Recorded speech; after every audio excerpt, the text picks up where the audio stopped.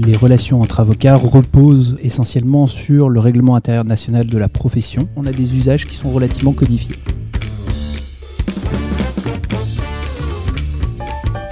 Bonjour à tous et bienvenue dans le podcast du Jeune Avocat, réalisé en partenariat par la Gazette du Palais et la FNUJA. La confraternité fait partie des principes essentiels de la profession d'avocat. Pour autant, il n'est pas toujours facile de la respecter et de la faire respecter dans ses rapports quotidiens avec ses confrères. Quelles sont les règles à suivre pour entretenir de bonnes relations entre avocats ? C'est ce que nous allons voir avec Adrien Chouamier, ancien président de l'UJA de Saint-Malo-Dinan et membre de la FNUJA. Adrien, bonjour. Bonjour Laurence. Par quel texte les relations entre avocats sont-elles régies ? Comme beaucoup de choses dans la profession, les relations entre avocats reposent essentiellement sur le règlement intérieur national de la profession, dont les modifications sont votées par le CNB avant d'être publiées par décret. Le RIN a permis d'unifier les règles applicables aux avocats puisqu'il supplante l'ensemble des règlements intérieurs des barreaux qui, s'ils subsistent encore aujourd'hui, ne sont plus forcément mis à jour régulièrement et peuvent dater un peu. On m'a ainsi parlé d'un barreau où le règlement intérieur local faisait encore référence à l'élection du dauphin, institution qui n'existe plus depuis plus d'une dizaine d'années, remplacée aujourd'hui par un bâtonnier élu. Quels sont les usages qu'un jeune avocat doit suivre quand il s'inscrit dans un barreau ? Lorsqu'un avocat, qu'il soit jeune ou non au final, demande son inscription au sein d'un barreau, il doit justifier notamment de son diplôme ou équivalent, de sa probité avec un casier judiciaire vierge de toute condamnation incompatible avec l'exercice de la profession, de 2 attestations de moralité établies par des personnalités du monde judiciaire et d'un mode d'exercice, contrat de collaboration, justificatif d'installation. Il est ensuite généralement reçu par un membre du Conseil de l'Ordre, désigné pour rédiger un rapport sur sa demande d'inscription. La demande est ensuite soumise au Conseil de l'Ordre qui vote l'admission au tableau. Cette décision peut faire l'objet d'un recours devant la Cour d'appel. La décision du Conseil de l'Ordre ne se prend donc pas à la tête du client, mais bien sur le respect des textes par l'impétrant. Ce n'est qu'une fois inscrit au tableau que le nouveau confrère doit respecter certains usages, le plus important étant de se présenter au confrère. Si dans un petit barreau, il est encore envisageable pour un avocat nouvellement inscrit de prendre attache avec l'ensemble des cabinets, il est bien entendu impossible de mettre cet usage en pratique dans les plus grands barreaux, et notamment à Paris, avec ses plus de 32 000 avocats. On n'imagine pas un nouveau confrère faire le tour des 32 000 avocats de Paris pour dire « Bonjour, c'est moi, je suis nouveau ». Même dans un petit barreau comme Saint-Malo-Dinan où j'exerce, il est finalement recommandé aux confrères d'appeler uniquement les membres du Conseil de l'Ordre, ainsi que quelques confrères sélectionnés qui ont les usages chevillés au corps, afin de convenir d'un rendez-vous pour pouvoir se présenter à leur cabinet. Dans les faits, la plupart des confrères dispensent le nouvel avocat d'une visite protocolaire, se contentant d'une rapide conversation téléphonique. Il est par contre fortement recommandé de prendre le temps de se présenter, au besoin plusieurs fois, certains oublient, les premiers mois de son exercice, lorsqu'on croise d'autres avocats en audience ou dans la salle des avocats. Cet usage peut être un peu désuet pour certains, permet à mon sens d'instaurer un rapport confraternel entre les avocats, puisque maître un tel n'est pas juste un adversaire dans un dossier, mais un confrère que l'on a rencontré et avec lequel on a pu échanger. Il ne faut en effet pas oublier que si l'on est concurrent sur un même marché, on en reste tout de même confrère. Et y a-t-il des règles particulières à respecter quand un avocat se rend dans un barreau extérieur ? Tout à fait, Laurence. Le règlement intérieur national précise dans son article 1 bis, donc c'est même pas un usage, c'est une règle, une obligation déontologique, que l'avocat plaidant à l'extérieur doit se présenter au président, au magistrat du ministère public tenant l'audience, au bâtonnier et au confrère plaidant pour la partie adverse. Se présenter au magistrat et à son adversaire en arrivant dans la salle d'audience se fait toujours, ne serait-ce que pour faciliter l'organisation des plaidoiries. Il est toutefois devenu beaucoup plus rare, à ma connaissance, de se présenter au bâtonnier. Cette règle déontologique est d'autant plus difficile à respecter qu'un bâtonnier est rarement à son ordre, en train d'attendre les confrères, et parfois encore plus rarement à son cabinet. Il arrive dès lors que la présentation au bâtonnier soit réalisée par le dépôt d'une carte de visite à l'ordre ou dans la salle des avocats. Et qu'en est-il des règles à respecter entre confrères en salle d'audience ? La première règle à respecter entre confrères dans une salle d'audience, celle qu'on voit le plus souvent, outre de se présenter, c'est l'ordre de plaidoirie. Tout le monde est pressé, tout le monde veut rentrer à son cabinet, tout le monde a quelque chose à faire. Ainsi, les premiers à plaider sont les avocats qui ont un dossier avec un détenu ou un traducteur, car bien entendu, les finances de la justice et de l'État sont prioritaires sur tous les usages. Il faut libérer les forces de l'ordre et il faut libérer les traducteurs. Viennent ensuite les avocats assurant la permanence pénale, afin de pouvoir être disponibles pour retourner en permanence. Encore une fois, le temps des policiers est bien plus précieux que celui des avocats. Puis les avocats extérieurs en fonction de leur éloignement. Il arrive parfois que des avocats se battent à coups de plan sur le téléphone pour justifier de leur éloignement et pouvoir ainsi plaider le plus vite possible. Viennent ensuite les avocats locaux par ordre du tableau, c'est-à-dire par date de prestation de serment, priorité au plus ancien. Et bien entendu, le bâtonnier plaidant quand il peut, il est par nature prioritaire sur tout le monde. Ainsi, un jeune avocat venant tout juste de prêter serment se retrouvera le plus souvent bon dernier à plaider, sauf à ce qu'il soit opposé à un autre confrère bénéficiant d'un meilleur rang entre guillemets. Mais heureusement, la plupart du temps, ces usages relativement codifiés connaissent aussi des assouplissements. L'organisation de l'ordre des plaidoiries étant laissée le plus souvent aux avocats, l'avocate enceinte n'aura heureusement pas à attendre trop longtemps, de même que le confrère ayant un impératif familial exceptionnel. On arrive toujours à trouver un arrangement et à ne pas laisser l'avocate enceinte tendre toute la journée. Pouvez-vous nous rappeler quelles sont les règles de la foi du palais ? Déjà, la foi du palais, qu'est-ce que c'est ? C'est l'équivalent du off pour les journalistes. C'est la possibilité d'échanger librement entre acteurs judiciaires, d'évoquer des dossiers entre confrères pour chercher un conseil, voir avec un magistrat quel serait le bon angle pour un dossier, faire le point sur une plainte lorsqu'on croise au hasard d'un couloir un procureur.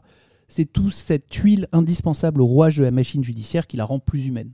La foi du palais n'est pas expressément prévue par les textes, elle n'est pas protégée au titre du secret des correspondances ou du secret professionnel. C'est d'ailleurs pour ça qu'elle a pu, ces dernières années, être remise en cause. Mais il n'est pas bon pour un avocat de trahir la foi du palais, car il perd alors la confiance de ses confrères et des autres acteurs judiciaires, au premier rang desquels les magistrats. Passons aux relations entre avocats dans le cadre d'un dossier. Quelles sont les bonnes pratiques en matière d'échange de conclusions ? Il appartient aux avocats de matérialiser dans leurs nouvelles conclusions les ajouts et modifications aux précédents jeux de conclusion. La plupart du temps, il s'agit simplement d'un trait en marge des paragraphes qui ont été soit ajoutés, soit modifiés. Il s'agit encore une fois de la matérialisation de la confraternité, l'avocat recevant un nouveau jeu de conclusion, n'ayant alors besoin que de prendre connaissance des nouveautés afin de décider si une réponse s'avère nécessaire. Sur un contentieux technique avec des conclusions faisant plusieurs dizaines de pages, l'ajout ne concernera parfois que quelques paragraphes qu'il serait sinon fastidieux et long à identifier. Et en matière de secret entre avocats ? La confidentialité des échanges entre avocats est absolue et c'est la règle. Un courrier confidentiel entre avocats est réputé ne pas exister et ne peut en aucun cas être déconfidentialisé, contrairement à ce qu'espèrent encore certains confrères. Seules existent aux yeux du public les correspondances portant la mention officielle. Mais de tels courriers doivent demeurer l'exception et ne concerner en théorie que les actes de procédure, transmission de conclusion, de pièces, ou la matérialisation d'un accord intervenu entre avocats au terme de négociations confidentielles. Il arrive de plus en plus fréquemment, malheureusement, que les confrères usent et abusent, notamment dans certaines matières, du courrier officiel afin de se préconstituer des preuves dans un dossier. Il s'agit toutefois d'un détournement auquel il apparaît nécessaire de résister. Envoyer un courrier officiel parce que son adversaire avait 10 minutes de retard pour déposer l'enfant de sa cliente, c'est pas une solution. Il est important de noter que c'est la confidentialité des échanges entre avocats qui permet de négocier, de faire des propositions, de reconnaître parfois les torts partiels de son client et d'avancer au final vers une solution, en sachant qu'à défaut d'accord, ces échanges ne pourront en aucun cas être utilisés. Donc on peut négocier en toute transparence. Il convient toutefois de ne jamais dépasser la limite. Ainsi, en cas d'abus de cette confidentialité, c'est-à-dire si un avocat soutient dans un écrit officiel ce qu'il sait être contraire à la réalité des faits couverts par la confidentialité des échanges, il manque à son devoir de loyauté. Il est dès lors possible de saisir le bâtonnier de celui-ci, afin qu'il enjoigne aux confrères indélicats de respecter son devoir de loyauté en modifiant son argumentation, en retirant des pièces, et ainsi de suite. Donc sur une faute déontologique, mais on ne pourra en aucun cas déconfidentialiser un échange pour, au tribunal, justifier effectivement de la déloyauté du confrère. Quelles sont les règles en cas de succession dans un dossier ? L'article 9 du règlement international est clair. L'avocat qui se voit confier un dossier en succession d'un autre doit écrire au confrère pour l'informer de sa succession dans le dossier et lui demander si des honoraires resteraient dus. Le rôle de l'avocat s'arrête là. Il ne peut avoir pour mission de recouvrer des sommes ou même de chercher la responsabilité du confrère l'ayant précédé.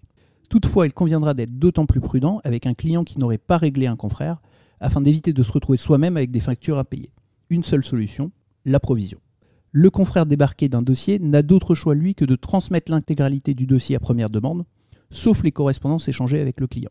Il lui est fortement recommandé toutefois de conserver une copie du dossier afin de pouvoir assurer sa défense si sa responsabilité devait être recherchée. Comment les choses se déroulent-elles lorsque l'avocat doit faire appel à un postulant ou à un correspondant ? Et déjà, comment le trouver ? Un avocat va le plus souvent trouver un correspondant ou un postulant parmi son réseau de confrères, soit directement, soit sur recommandation d'un membre de ce réseau. Ce réseau se construit tout au long de la carrière de l'avocat, depuis l'entrée en fac de droit et encore plus à l'école d'avocat. Les syndicats tels que la FNUJA sont généralement de très bons pourvoyeurs de correspondants et de postulants. Le congrès de la FNUJA qui a lieu tous les ans lors du week-end de l'Ascension et dont la prochaine itération aura lieu à Aix-en-Provence est l'occasion notamment de rencontrer des confrères de toute la France lors de formations, de travaux sur l'avenir de la profession ainsi que lors de moments festifs. Il existe également différents groupes d'entraide, notamment sur les réseaux sociaux. Enfin, quelques applications ont tenté de faire les intermédiaires entre les postulants et les dominus litis avec plus ou moins de succès. Comment gérer la relation et les honoraires ? Quand on est correspondant ou postulant, il est important dès le début de convenir avec son dominus litis, le confrère qui est maître du dossier, du montant des honoraires et de l'étendue de sa mission, comme avec n'importe quel client. Si le client est tenu de régler les honoraires du postulant ou du correspondant, le dominus litis, lui, est dû croire et doit donc personnellement régler en cas de défaut de paiement du client. À défaut de règlement volontaire du confrère, il conviendra d'user de la procédure applicable au conflit entre avocats. Justement, en cas de conflit entre avocats, quelle est la procédure à suivre ? Alors, les conflits entre avocats n'existent pas, voyons. Tout le monde s'entend bien dans cette profession, nous sommes tous confrères et tout va bien. Malheureusement, dans la réalité, il y en a quand même quelques-uns. Les conflits entre avocats sont en priorité réglés devant le bâtonnier. Il lui appartient de chercher une solution avec les confrères, dans l'intérêt souvent de l'image de la profession. Rien de pire que deux avocats qui se chicanent devant un notaire ou devant un client. Si les avocats en conflit ne sont pas du même barreau, le plus diligent des avocats saisira son bâtonnier qui prendra leur attache avec le bâtonnier du confrère afin ensemble de trouver une solution. Si aucune solution ne se dégage, les bâtonniers peuvent faire appel à un troisième bâtonnier neutre afin au besoin de trancher le litige. De ce qu'on m'a raconté différents bâtonniers, les conflits relèvent le plus souvent de petites incivilités, d'infractions mineures à notre déontologie, et la situation trouve souvent une issue rapide. Il arrive malheureusement parfois que les manquements soient plus graves et que seule une procédure disciplinaire puisse trancher une situation ou sanctionner le comportement fautif du confrère. La plupart des conflits entre avocats trouvent une solution au niveau du bâtonnier, mais il arrive parfois que les faits reprochés soient suffisamment graves pour motiver une procédure disciplinaire, qu'elle soit devant le Conseil régional de discipline ou le Conseil de l'ordre, notamment pour Paris. Les boucles WhatsApp et les groupes Facebook sont très en vogue au sein de la profession d'avocat, mais peut-on s'y lâcher complètement ? Alors malheureusement non, ou plutôt heureusement non. Quel que soit le lieu, l'avocat doit toujours respecter les principes essentiels de la profession, dont la courtoisie et la confraternité. Il arrive malheureusement parfois que des confrères dérapent et se montrent virulents, voire insultants envers d'autres avocats, que ce soit dans des groupes plus ou moins grands sur les réseaux sociaux ou dans des boucles de conversation plus restreintes. De tels propos peuvent alors donner lieu à une convocation par son bâtonnier, voire à une procédure disciplinaire. Il convient bien entendu de rappeler que le pseudonymat, qui parfois fait croire à tort que l'on est anonyme sur Internet, n'atténue en rien les obligations des confrères. Voilà les règles de la confraternité rappelées. Il n'y a donc plus de raison maintenant de ne pas avoir de relations apaisées entre confrères. Merci Adrien Chevalier. Merci Laurence. À bientôt pour un nouvel épisode du podcast du Jeune Avocat.